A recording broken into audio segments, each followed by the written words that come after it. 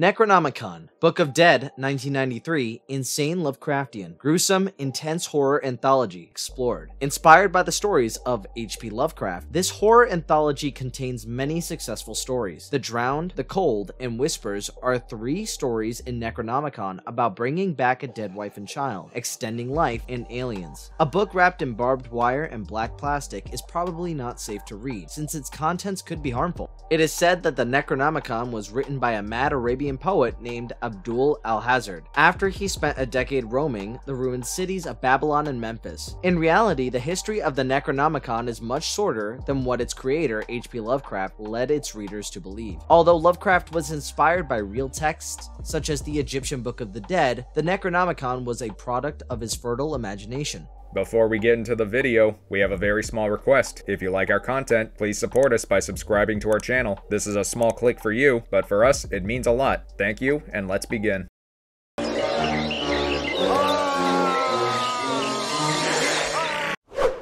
Necronomicon, Book of Bizarre Monsters, troubled communities with insane scholars. Insanity and even death are caused by the Necronomicon, a book bound in human flesh and written in blood, filled with spells to summon and raise the dead. According to legend, the Necronomicon was written by Abdul Alhazred, the mad Arab, and has over 1,000 pages. There's no known copy of this book, which may be a good thing. It is believed that the Necronomicon and its fictional author came to its creator, H.P. Lovecraft, through a dream. As translated by Lovecraft, Necronomicon means an image of the law of the dead. However, a better etymology would be a book classifying the dead. Lovecraft only refers to the book in passing, starting with the short story, The Hound, in 1924. In true Lovecraftian fashion, the Necronomicon appears story after story as whispered horror. The Necronomicon's events happen behind closed doors, in fragments with only our imagination fueling our fears. It is the mystery of the book that itself gives the Necronomicon its true power. Lovecraft never wrote a copy, stating that he not only lacked the skills to do so, but also the time. What does this book contain? According to Lovecraft's stories, Alhazred mostly wrote about extraterrestrial creatures with cosmic powers. He calls them Old Ones, a term Lovecraft used to describe more than one group of strange creatures. The Necronomicon was referenced in other weird fiction and horror works, carrying on Lovecraft's myth long after his death. The Necronomicon appears in a number of Lovecraft-inspired works, not just on the printed page. It appears on TV and film, as well as in video games. The Evil Dead trilogy is famously inspired by the Necronomicon. It actually showed the evil book, bound in flesh and inked in blood, and with a screaming face on top. Lovecraft's works involving alien beings of great power involve the Necronomicon, which plays an important role in the Cthulhu mythos. This book appears in 18 of Lovecraft's stories, more than any other mystical book he mentions. According to the many mythos fans, the Necronomicon is the Bible of Lovecraft's pantheon.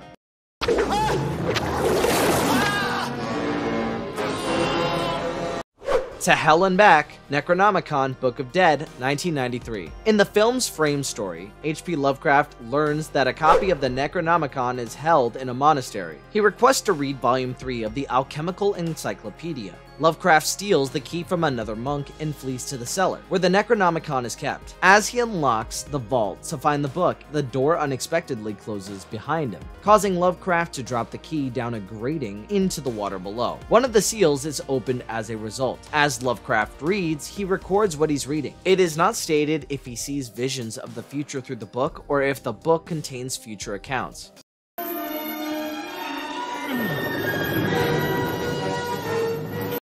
The Drowned. After inheriting an old abandoned hotel, Edward de la Poer is tracked down in Sweden. He learns of his uncle's tragic death from a sealed envelope left by Jethro de la Poer. Jethro's wife and son were killed in a boat crash while returning to New England. He's told that he's not alone that night by an odd fisherman.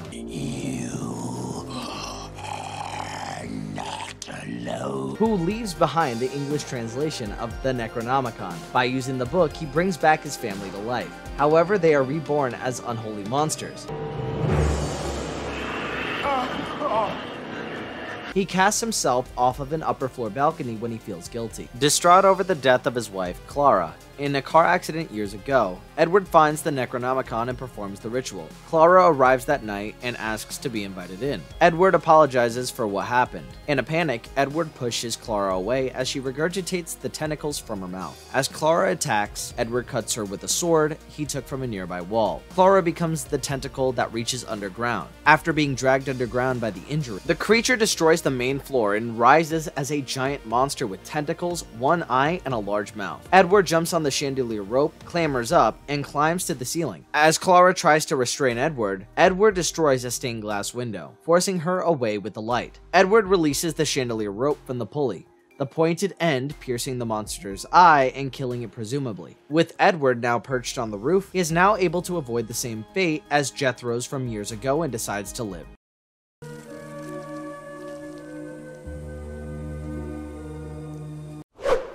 The Cold. Dale Porkel investigates a strange series of murders in Boston spanning several decades. It seems that the woman confronted by him suffers with a rare skin condition that makes her sensitive to heat and light. In order to get that truth, Dale is told the story of Emily Osterman's arrival in Boston 20 years ago. Dr. Richard Madden, a scientist, is in Emily's new house, an apartment building, and Lena, the landlord, tells her not to disturb him. Sam, her sexually abusive stepfather, finds her and attacks her. As Dr. Madden opens the door and grabs Sam's arm, he stabs his hand with the scalpel, causing him to fall down the stairs and die. Emily awakens that night to the sound of drilling and discovers blood dripping from her ceiling.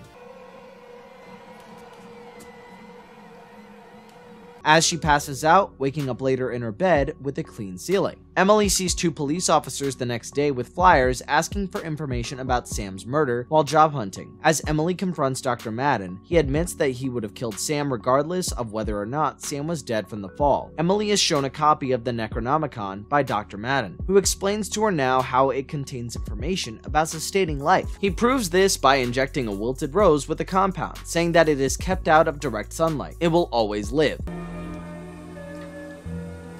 As it turns out, the pair later have sex with Lena spying on them. Lena threatens Emily that night with death because she's in love with Dr. Madden, a feeling that's never been reciprocated. Emily flees and later returns. Her boss from the diner is found struggling to avoid death in Dr. Madden's apartment upon Emily's arrival. He is killed by Lena. Lena wants to kill Emily too, but Dr. Madden will not let her. As the two struggle, lab equipment is severely destroyed. Dr. Madden is injured in the fire, and without his fresh spinal fluid injection, his body disintegrates before he dies. As revenge, Emily shoots Lena with a shotgun. Lena saves Emily when she learns that Emily is pregnant, thanks to her loyalty to Dr. Madden. During this conversation with the woman, Dale suspects that the woman is not Emily's daughter, but Emily herself, who contracted the disease while having an affair with Dr. Madden. Emily confirms that he is right and says she is still pregnant, hoping to give birth one day. Baby inside me. Additionally, she reveals that she continued to murder for spinal fluid and chooses to stockpile a supply. Dale realizes that his coffee is drugged when Lena, a woman in her 80s, approaches him and brandishes a syringe.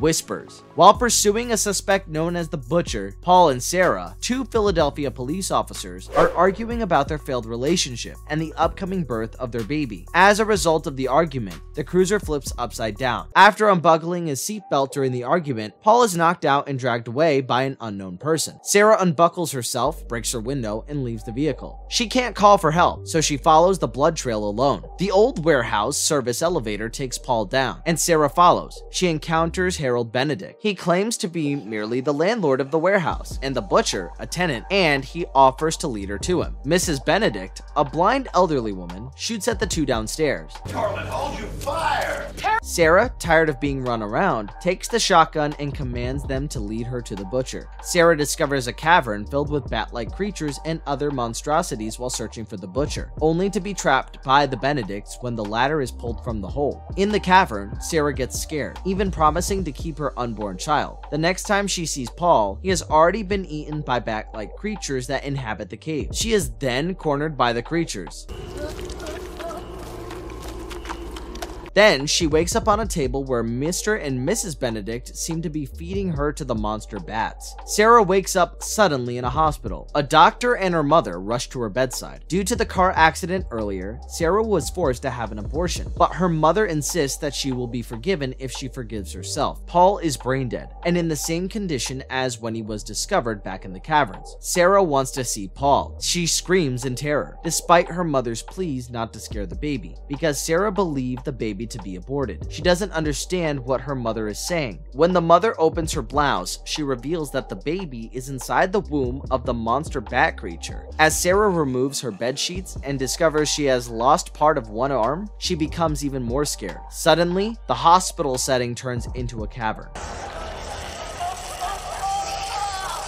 After the conclusion of the third tale, Lovecraft is confronted by the head monk, who assures that everything will be fine if he opens the door. Unfortunately, Lovecraft lost the key. Furious, the monk urges Lovecraft to replace the book, but he is attacked by a monster in the water below as the final seal breaks. It becomes clear that the head monk is not human, as he stretches his body through the bars to enter the room, while Lovecraft uses a sword tucked into his cane to defeat the monster in the water. It's coming!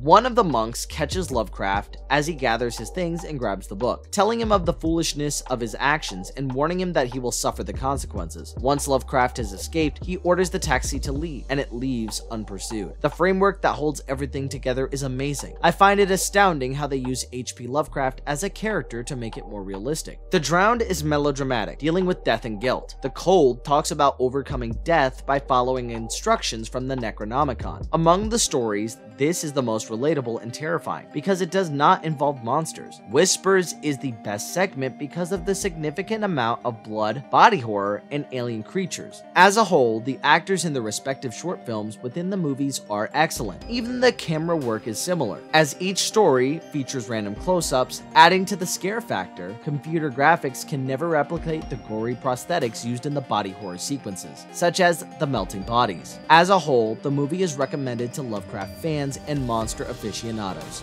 If you liked our content, don't forget to leave a like and subscribe to us if you haven't already. Have a good day and be safe. Thanks, everyone. It found me.